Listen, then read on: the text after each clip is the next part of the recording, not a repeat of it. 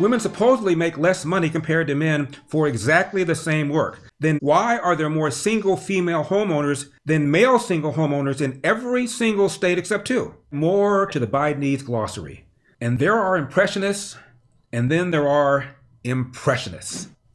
California has 42% more women who are single homeowners than men versus a 33% difference nationwide. Just two states have more single male owners than female, North Dakota and South Dakota. If the typical woman earns less than a man, as we're always told, why then are there so many single female homeowners compared to male single homeowners? One answer is this rapidly growing demographic. Single women who've never been married with full-time jobs. This demographic has grown 48% since 1988 versus 26% for men, and women in this demographic earn 94% of comparable men's pay in 2020 versus an 82% gap for all female workers. Now, joining me to discuss this is the host of Salem Radio's AM 870 The Morning Answer in LA, Jennifer Horn. All right, Jennifer, what are your theories? I think, we live in California, the land of divorce, and we keep the house. We have better lawyers, Larry.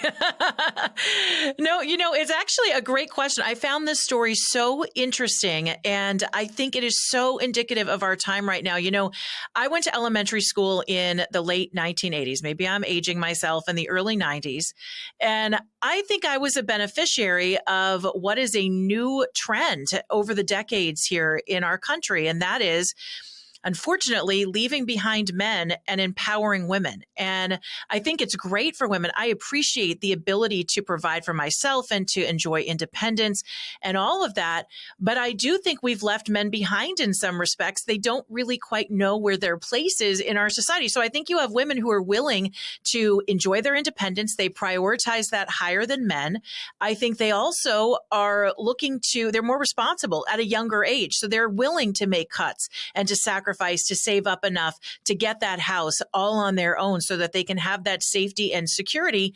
And we're kind of told, I think, in school now and growing up that you have to be ready to take care of yourself and not rely on a man, which is a cultural shift. And I think for men typically start to get it together when they have a family, with everyone getting married later and having families later in life. They're not pressed to save up and get serious about life and save money for that house. And I think it's a real struggle right now for men to try to figure out where they're supposed to go if they don't have that family to hold on to and have that responsibility for. It's an interesting issue. Jen, I think all of that is true. You're also in that demographic. You're a single woman, never married, a homeowner. Yep. I also think there's something else going on too. You jokingly started out by saying we get divorced, women get the house. Women also outlive men and get the house. We do. And get the house. Mm-hmm.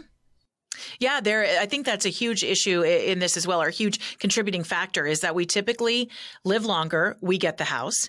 If we do go through a divorce and, 50% of the nation is going through that at some point in their life, then they keep the family, they keep the house, they keep the kids traditionally.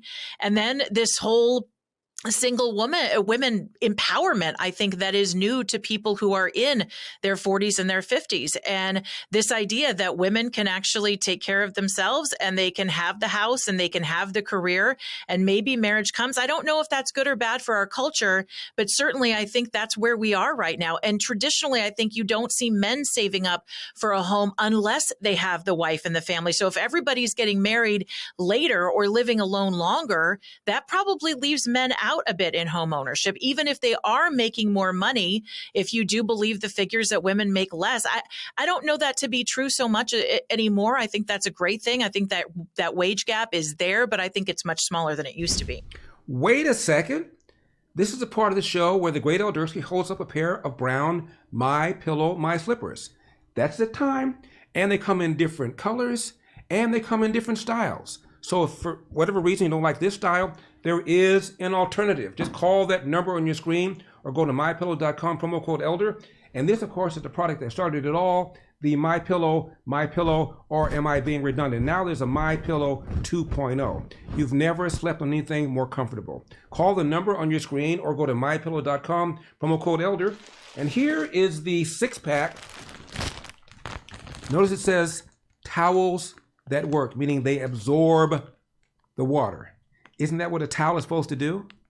They come in different colors. Call the number on your screen. By the way, there are over 600 MyPillow products.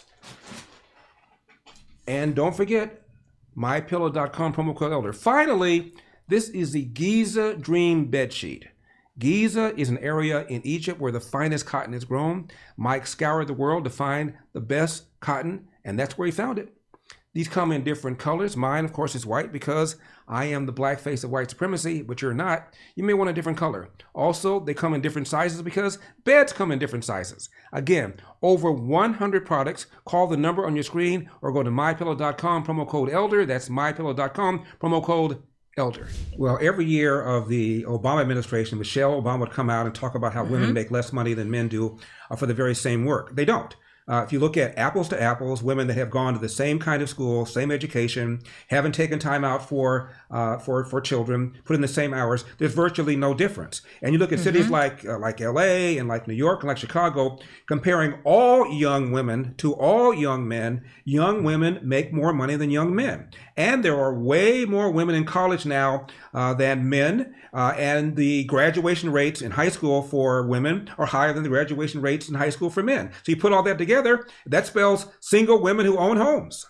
That's right. And I think that's really, and what you see is it's tough to be a man right now. I know that sounds kind of funny, but it is more desirable for a company to pat themselves on the back and feel good about themselves for hiring a woman, right? For breaking that glass ceiling. And so I do think that when you hear stories about these huge wage gaps or women having a hard time in the workplace, I don't really buy them. Luckily, it's not been my experience. And I do think for many of us, and it's been a 40-year decline, I think it's much harder for men. So for reasons that our culture isn't supporting men anymore, I think that's why we've got so many problems finding strong men and really seeing this whole shift between our generation now and the generation maybe that you grew up with, between your parents, Larry, and the difference with my parents now.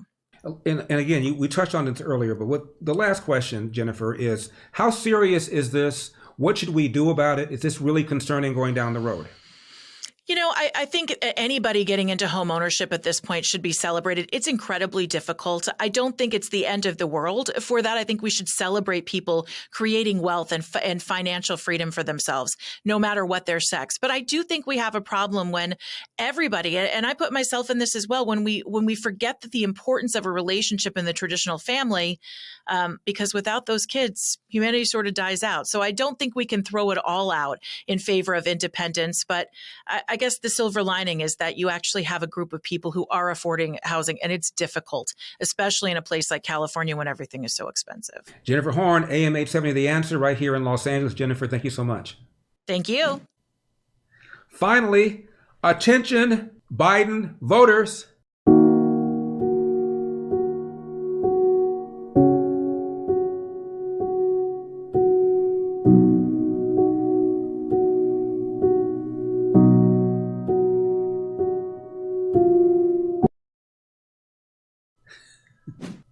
Now, more lessons in bidenese. But first, let's go back to the basics.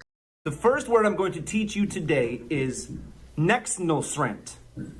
Nextnosrent. President Biden will now demonstrate this word for us. Donald Trump does pose an extra threat to this. It's not hypothetical. It's not hypothetical. Nextnosrent. Okay, the next word we've got is badikefker. Badikefker. Say it. Try it. Badikefker. President Biden. Barack and I think it's a right for people to have badikefker.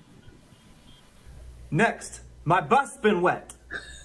Now, a common error on this one is people put the stress on the wrong syllable. It's not my bus been wet. It's not my bus been wet. It's my bus been wet. Say it. My bus been wet. My bus been wet. Now we add more to the Bidenese glossary. Biden threatens a veto if Republicans raise the cost of what? Make no mistake. If you try anything to raise the cost of precision jobs, I will veto it.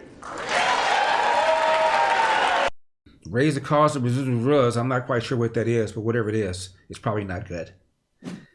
There are Impressionists, and then there are Impressionists. Watch this.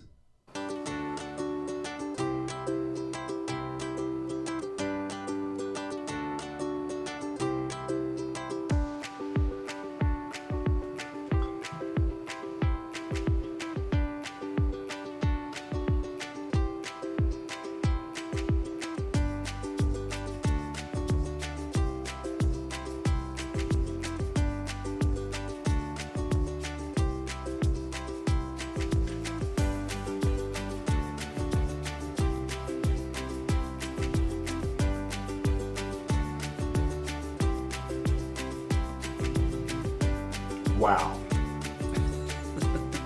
She's not done.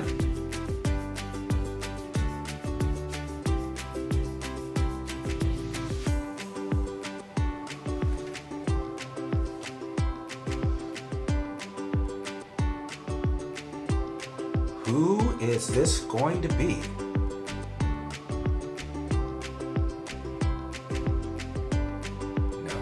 No.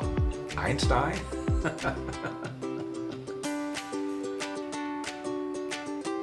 But wait, there's more.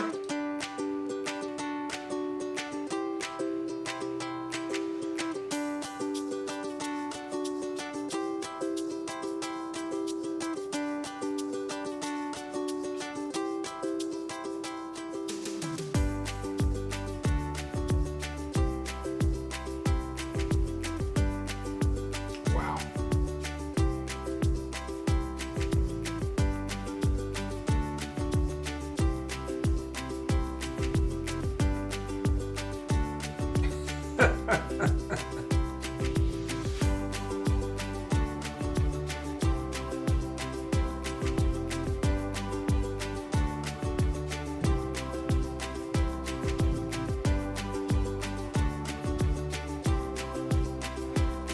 Really?